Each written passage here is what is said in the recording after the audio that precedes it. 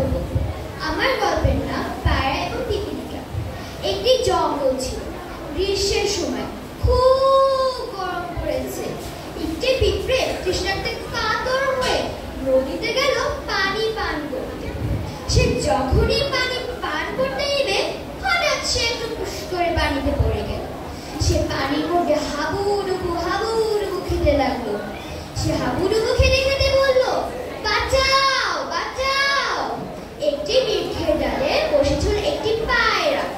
পায়রাটি পিঁপড়েকে দেখে তৎক্ষণাৎ একটি পাতা ছিঁড়ে পিঁপড়ের সামনে। পিঁপড়ে পাতার উপর তৎক্ষণাৎ উঠে গেল। পাতাটি আস্তে আস্তে তীরে চলে গেল। তীরে আসা মাত্রই পিঁপড়েটি তীরে তাড়াহুড়া করে উঠে গেল। পিঁপড়েটি পায়রাকে মনে মনে ভীষণ ধন্যবাদ জানাল।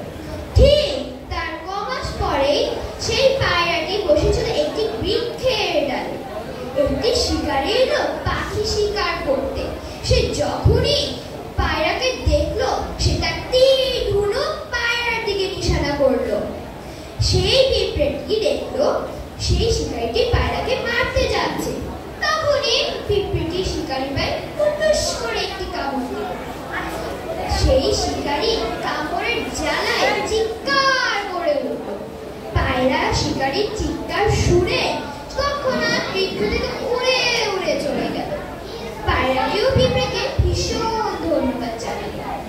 বন্ধুরা, আমরা এই গল্প থেকে শিখলাম উপকার করলে